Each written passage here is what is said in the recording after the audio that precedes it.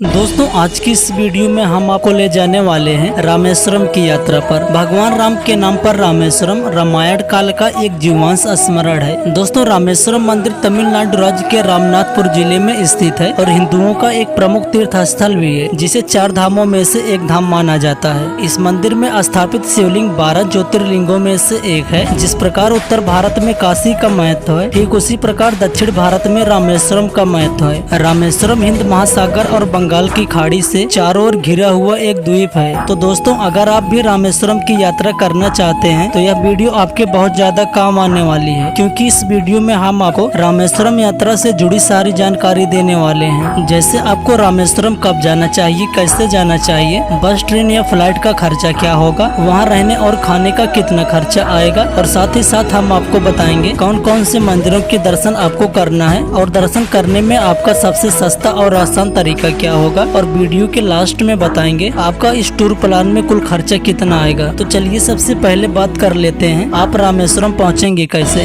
दोस्तों रामेश्वरम पहुंचने के लिए आपके पास तीनों ऑप्शन अवेलेबल हैं, बाई फ्लाइट, बाई ट्रेन और बाई बस का। दोस्तों अगर आप नॉर्थ इंडिया से आ रहे हैं, जैसे यूपी, बिहार, मध्य प्रदेश, उत्तराखंड, हिमाचल प्रदेश, इन जगहों से आपको बस का ऑप्शन ना के बराबर मिलेगा। यानी नॉर्थ इंडिया से केवल आप फ्लाइट और ट्रेन 2 ही ऑप्शन आपको मिलेंगे। वहीं अगर आप साउथ इंडिया से आ रहे हैं, जैसे केरला, कर्नाटका, इन जगहों से आपको बस का ऑप्शन आसानी से मिल जाएगा। तो चलिए बात करते हैं ट्रेन की। यानी अगर ट्रेन के जरिए से आप रामेश्वरम आना चाहते हैं तो कैसे आएंगे। दोस्तों रामेश्वरम पहुंचने के लिए यहाँ का जो निकटतम रेलवे स्टेशन है वो रामेश्वरम का ही है, लेकिन इस स्टेशन की कनेक्टिविटी उतनी अच्छी नहीं है। अगर आपको अपने शहर से रामेश्वरम के लिए डायरेक्ट ट्रेन मिल जाती है तो सही है, नहीं तो आप इसके अलावा यहाँ का जो दूसरा निकटतम रेलवे स्टेशन है वो है मदुरई का। तो आप मदुरई आ जाइए। दोस्तों मदुरई से रामेश्वरम की दूरी 170 किलोमीटर पड़ती है और मदुरई पहुंचने के बाद आपको मदुरई बस स्टैंड से तमिलनाडु गवर्नमेंट की बसें मिल जाएंगी, जिनका किराया 200 रुपए लगेगा और आपको 3 से 4 घंटे के अंदर मदुरई से रामेश्वरम पहुंचा देंगे।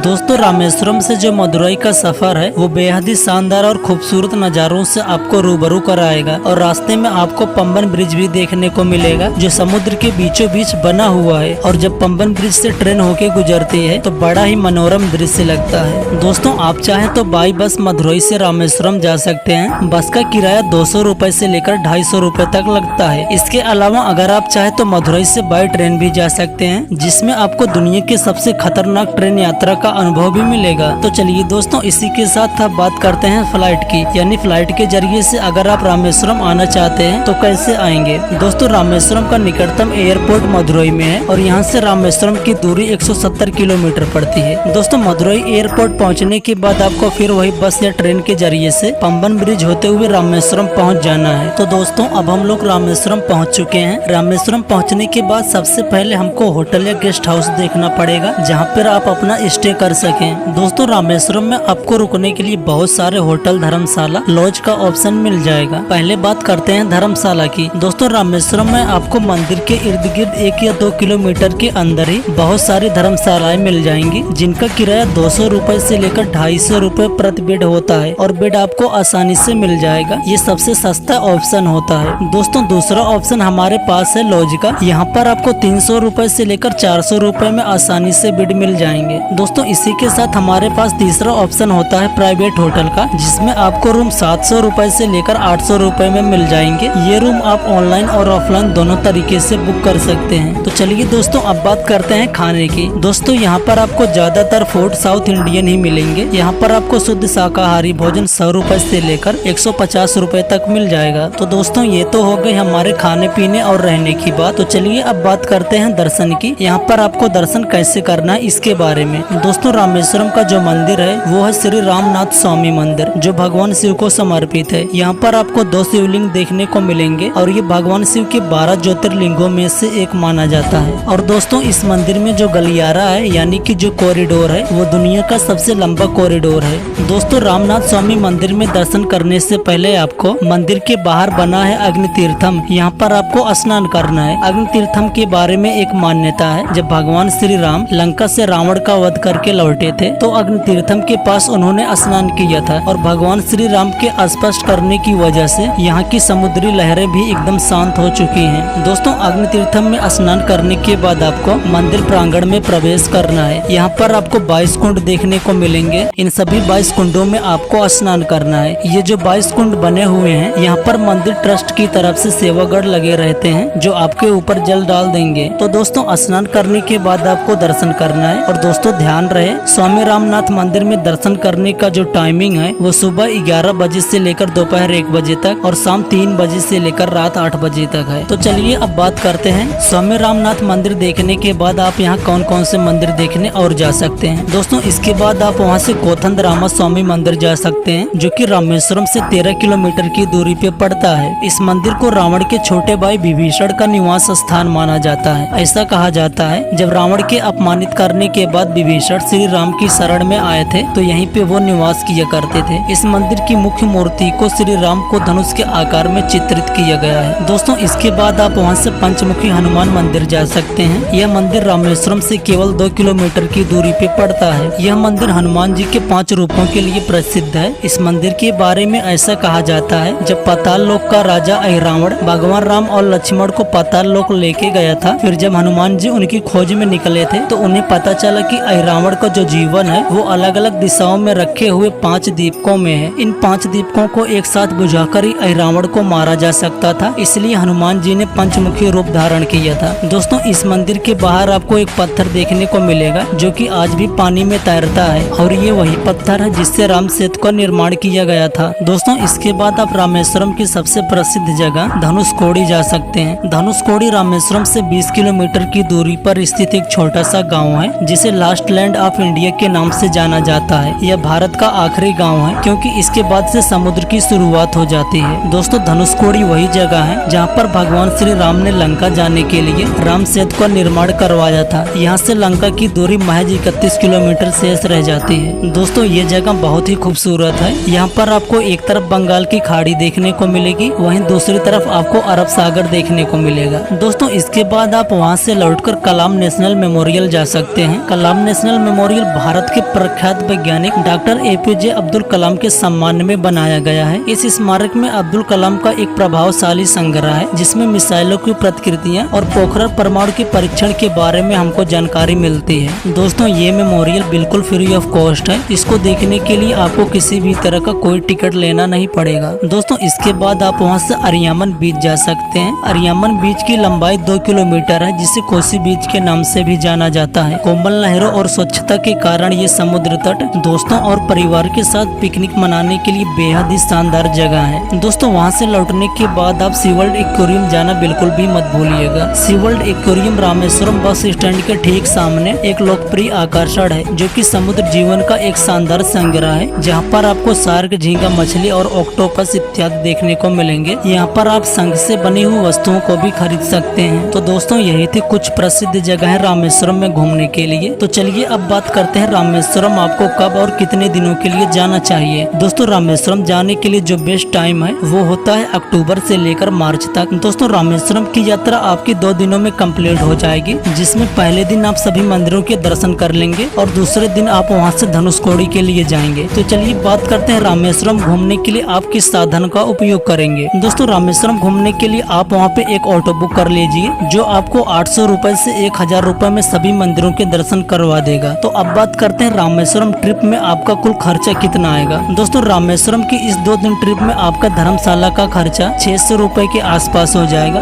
लोकल ट्रांसपोर्ट का खर्चा 1000 रुपए और खाने पीने का खर्चा 1000 रुपए। तो इस प्रकार आप रामेश्वरम ट्रिप में आपका कुल खर्चा 2500 रुपए से लेकर 3000 के आसपास आ जाएगा। लेकिन दोस्तों ध्यान रहे इनमें मैंने किसी भी तरह का ट्रेन या बस का किराया शामिल नहीं किया है। तो दोस्तों यही था रामेश्वरम ट्रिप के बारे में कंप्लीट इन्फॉर्मेशन। अगर इसके अलावा भी आपके कोई सवाल है तो आप हमसे कमेंट बॉक्स से इंस्टाग्राम से पूछ सकते हैं, आपको तुरंत रिप्लाई मिलेगा। और साथ ही साथ दोस्तों अगर आपको वीडियो अच्छी लगी हो तो आप वीडियो को एक लाइक करके और चैनल को सब्सक्राइब करना बिल्कुल भी मत भूलिए।